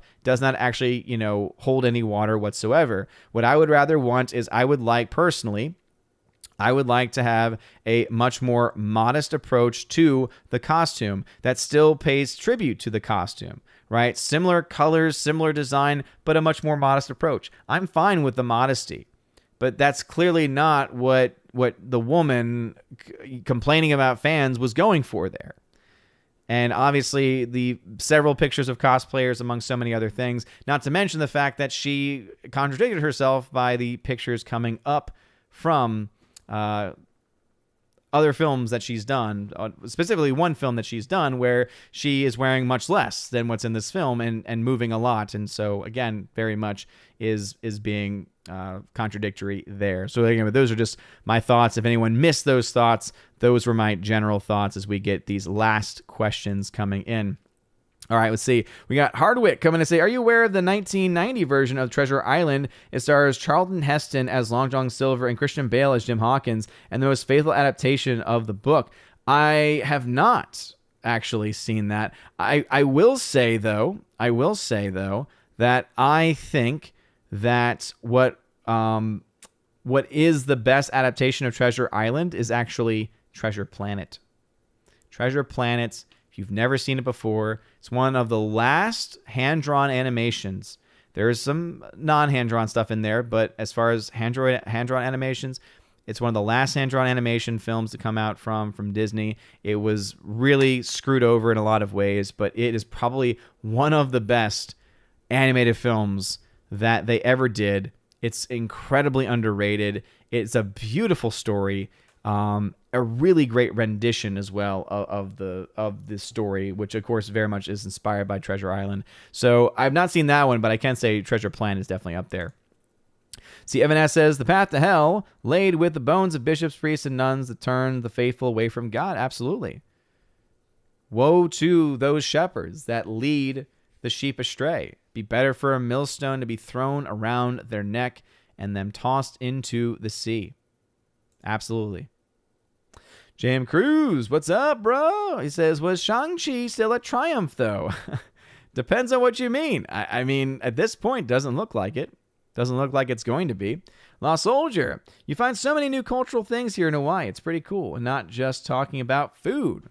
Well, I imagine that there's just so much rich history and culture in such a small location, too, you know? Let's see, Rosie G12. Oh, and unfortunately, the hard left have infiltrated institutions of life, worst of all, the church. Yeah, education system, the church as well. And we see this especially in the aftermath of Vatican II. Because if you actually go through, and I'm in the process of doing it myself, if you actually go through many of the documents of Vatican II, you don't see a lot of what we saw in the so-called spirit of Vatican II.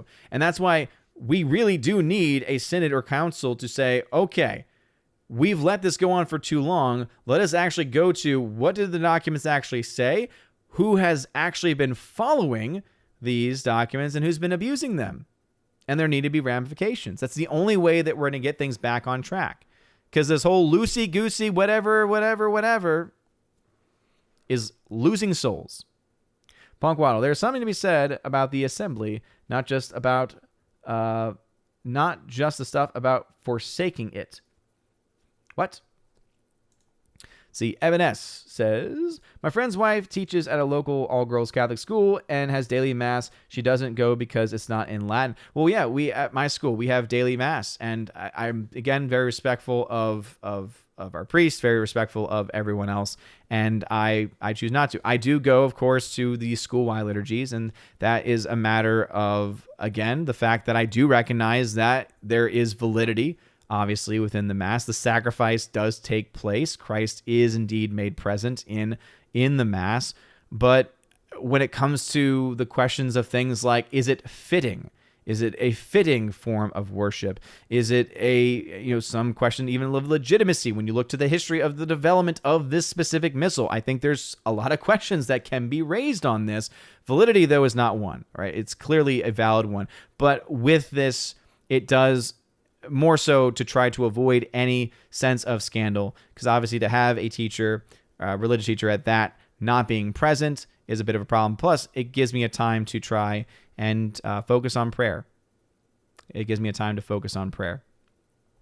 Jakety Buck, you're coming in right at the very end. Again, we are going to wrap things up here. We're right about at time. So again, please, if y'all could not put any more comments in the chat, I would greatly appreciate that. Over on Odyssey, what's going on? Odyssey, sir. Thomas, I always do it, mess it up. Zrebskin, thank you for the 100 donation over there, the hyper chat donation over there for the tip.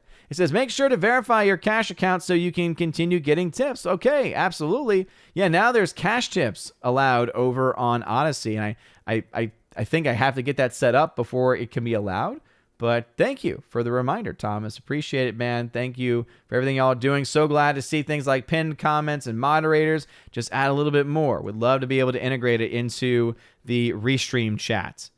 If y'all can get somehow connected with Restream, that would make everything just so much easier for so many reasons. Anyway, thank you, good sir, for that donation, though. I appreciate it. Jakety Buck. Dan Brown wrote The Da Vinci Turd. It's a great work of fiction. It is a great work of fiction, for sure. Thursday Warrior. Well, the Catholic Church has the precedent of Pope Formosus to fall back on. Maybe Francis can be retroactively defrocked. So there, again, as I said, and we can have these types of conversations, but we require a council and a pope to be able to actually bring these about. The issue with, again, going back to Sedevacantists or Beni Plenist or whatever group that they're a part of rejecting the papacy, is that they cannot claim their own authority in making this decision. Even if the logic is sound, even if they can go back and point out a great saint of the church like Robert Bellarmine, they themselves do not hold the authority to hold the Pope to that standard. That doesn't mean that the overall proposition is wrong, but it does mean that what they are doing and the way they are going about it is clearly wrong. So again, that could theoretically happen. And that's why prayers need to be sent to the Holy Father. I would rather, I want to pray for the Holy Father, and I pray for the Holy Father. I pray for his conversion, because clearly there is a lot going on within the Holy Father. And I think that he needs our prayers more than ever before for his conversion. And I think that especially we need to pray for the church as well, because we are absolutely in an eclipse. It's important to recognize as well. But when I say the church, I don't mean the body of Christ, because the body of Christ has triumphed, will triumph, and nothing can darken that. But the physical entity and the physical persons that make up the church are being impacted, are being, in many cases, lost. I have seen it in my own family. People who have fallen away from the faith. I've had family convert away from the faith to other faith as well. I've seen the impact of this loosey-goosey post-Vatican II world. And what I've seen in the traditional movement most especially is a movement led by the youth, by the way, to truly, I think, embrace the traditions of the church, which I think are going to bring a lot more people back. The experiment was tried. Innovate. Make things more Protestant. That's going to bring more people in. Didn't work. Didn't work. Let's go back to tradition, because that clearly is actually a lot more effective at least based on what we're seeing so far. Punk Waddle, I will agree to the good Red Robin in a good meal. I've had some that weren't up to par or were okay. Why is Red Robin being brought up here? General Wingster, oh no, you're not ready to adopt yet. No, I'm not. That's why I said Punk Waddle, maybe in the sense that in the New Testament they were told that pork was okay to eat, but it wasn't that divine before then. Well, again, pork is one thing. Ham is another, right? Ham as a cut of meat is the one type I don't like. But I love me some bacon. I love me some sausage. All right? There's tons of pork stuff that I like. I love pulled pork. I have no problem with pork. It's ham. It's sliced ham I have an issue with. Chickadee Buck, those who work with me say I'm like Gru from Despicable Me. I'm not sure if that's a good thing or not. I could see it going both ways there in a lot of ways. I could see it really going both ways.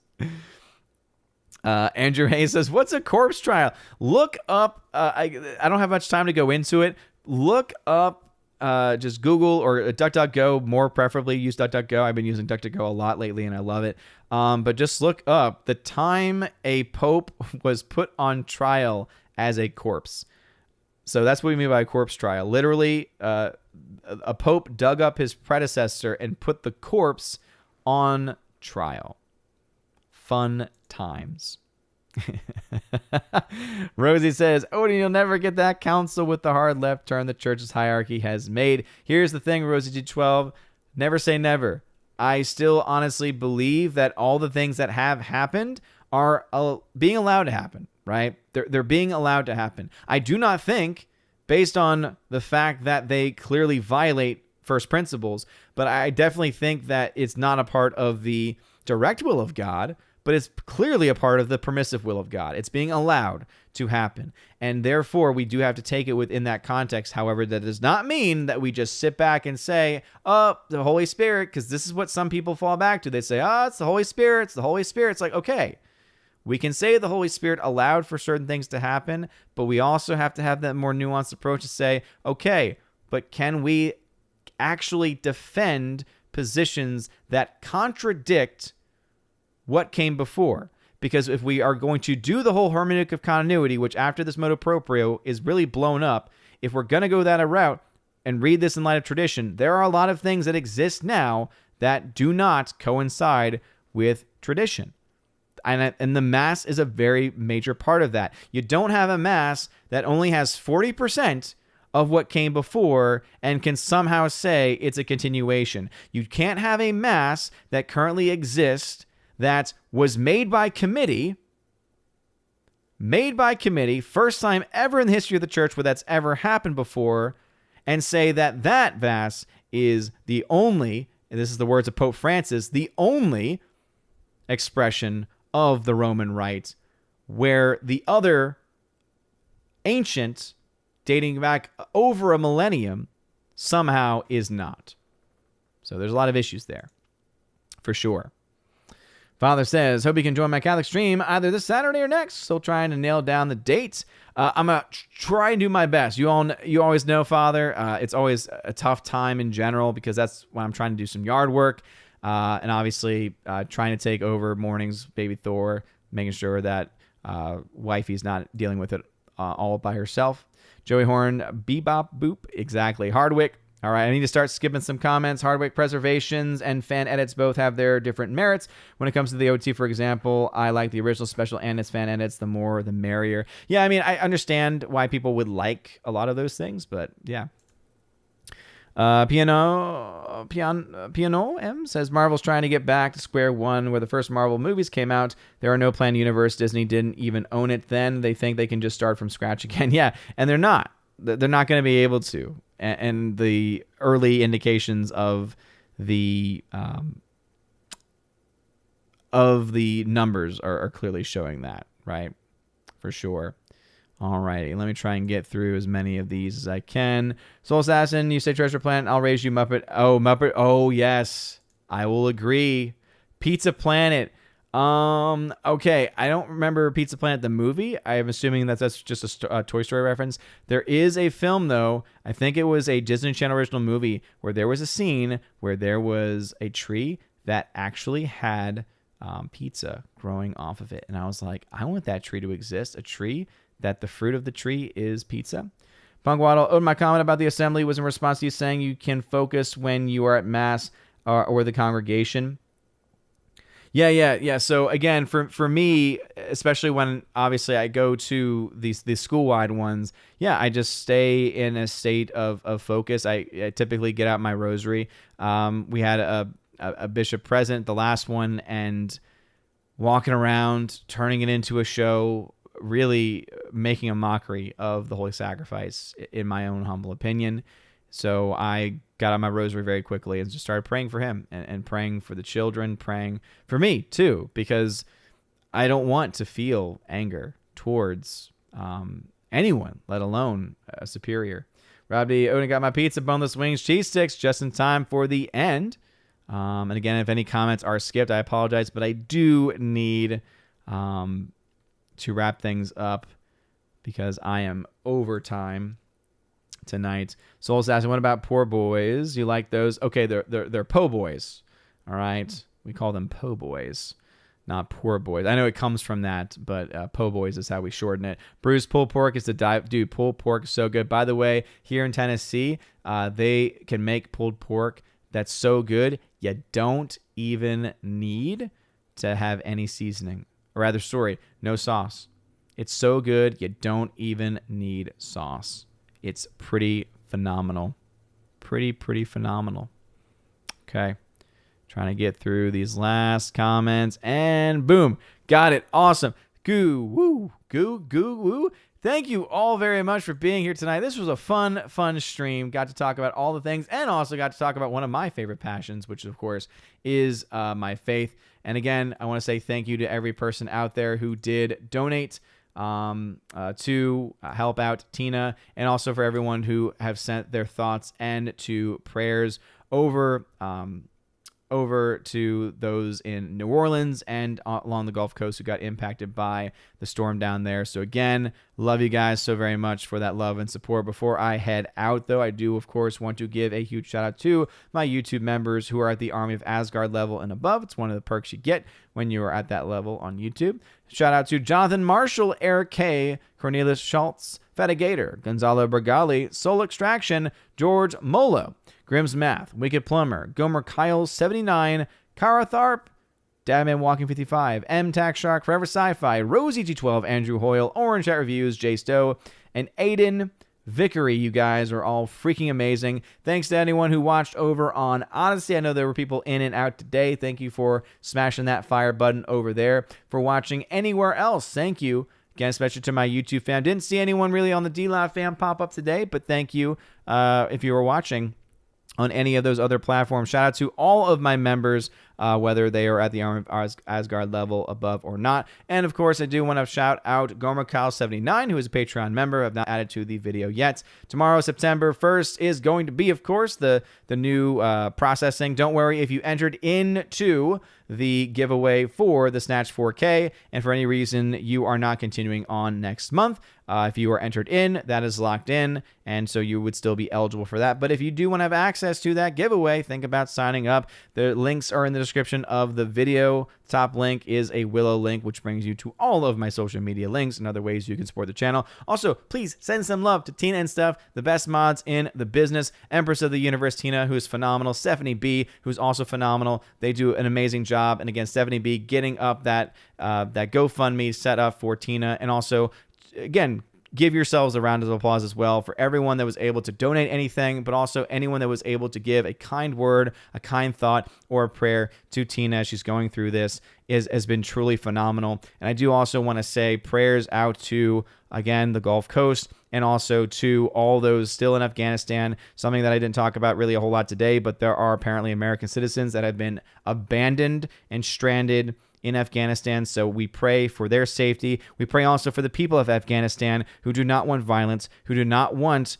people taking over in this way, and are also in many ways being left behind to possibly lead and to have a fate of death, or even worse than death in certain ways. And so we keep them in our prayers. And I always like to say this in my classes, but let's pray to an end to violence, an end to war in our world, that we can come to peace, and that we can be the ones inspired during this time in this generation to be those peacemakers that our world so desperately needs right now in our world. So anyway, thank you all again very much for your love, for your support. You guys are awesome. Prayer for everyone who also got impacted by any of the storms. You guys are great. Love you guys from the bottom of my heart. Hope you all have a wonderful rest of your day. I will see some of you on Friday Night Tights. And as always, if you have comments or questions, again, there's different ways to contact me on social media, email, etc. You guys are awesome. Yeah, absolutely. Also, 70B mentions military dogs left behind as well. It's already bad enough. As you all know, I'm a big dog lover. Broke my heart too. You guys are great. Hug a dog. Also, thank a soldier. Thank them for their service, and keep them also in your prayers as well. You guys are great. Love you. Have a wonderful night. As always, God bless. And now for a huge shout out to all of my August Locals, Patreon, and Subscribe Star members. Starting off with my Locals crew: Cat's App, The Real It, D Sharp, Biffer the Hobbit, Robert Barnes, and Goblin Squatch. Thank you all very much for supporting me over on Locals. And now on to my Patreon members: Andrew Hoyle, Brian P., Christopher Bowman, Dion, Don Bruno de la Mancha, Father Christopher Miller, hail to you, Father, Father Damian Cook, Garrett Searles, Harold Francis, Inflamed Wood, Jacob Juice, Jeffrey Toone, Jonathan Carney, Lance, Laura, the Modern Major General's Story, Mike Jackson, Mad Mitch Dunaway, Mondo Spieler, Mr. Peabody, On to June, Orange Hat Reviews, Out of Step with Reality, Priscilla Hall, Rosetta Allen, Teresa Martin, Theodore Bendon, Tina Bojan, and Tina B., the Empress of the Universe. Thank you very much for supporting me over on Patreon. And lastly, to my Subscribe Star peeps: Fast Reaction, Nosferatu Gatsu, John B., Perpetual Punster, Mr. Roy, Glinzer, J. Alex McCarthy Jr., Dean Heiss / the new number 2, J-Rod the Beer Guru, and ZK-Man. And a shout out to one new member, Hannibal Grimm. And a huge shout out to newest members, Brandon and Joe Horn. Thank you all very much for supporting me on Subscribestar, and to everyone for supporting me on these platforms. Also, a shout out to all of my YouTube members. You get shouted out at the end of every single live stream. And if you want to have your name shouted out at the end of every live stream and every video, please check out my Locals Patreon Subscribe Star. And you can go ahead and find those links in the top link of this description. You can find it's called the Willow link, and it'll have a list to literally all of the social media platforms and all the different ways that you can support the channel. If you join at the $1 level, you can actually get your name shouted out at the end of every single video and live stream. $5 level gives you that, plus you get access to exclusive giveaways of 4K titles. Right now, I've got tons of 4K steelbooks to give away this month, including for Top Gun. I also have A Quiet Place Part 2. I have Snatch on 4K, the John Wick trilogy on 4K, and also I have a Sicario 4K disc as well, and a bunch of others that are going to be coming in this month too. So if you want to have access to any of those types of exclusive giveaways, join at the Army of Asgard level. At the $10 level, the Keeper of the Bifrost level, you get all of that, plus you get access to exclusive behind-the-scenes videos, including instant reactions when I go to see movies. I do quick little filmings of myself and talk about the films that I have seen and my instant reactions to that. You also get access to an exclusive podcast that I do with John the Flick Pick Flickinger once or twice a month, and you get to also ask us any question that you want. We put a Q&A post up, and you get to ask us whatever it is that you want to ask. So again, if that sounds cool to you, Keeper of the Bifrost level. And lastly, there's the Chosen of Valhalla level, where you get all that stuff. Plus, in your first month as a Chosen of Valhalla member, you get a free t-shirt, your choice, ship it anywhere in the world, and also you get to once a month be featured on the OMB Reviews channel, and you get to talk with me. We usually chill out for 3 to 4 hours, and I ask everyone what they've been watching, what they want to talk about, what they want to promote, and it's always a really good time. And so if that sounds interesting to you, please consider joining. That is going to be on Subscribestar and on Patreon only, as Locals is just the Keeper of the Bifrost level. But anyway, thank you all very much for your time, for your support, and for listening to this shout-out video. You're all amazing and beautiful people. Hope you all have a wonderful rest of your day. And as always, God bless.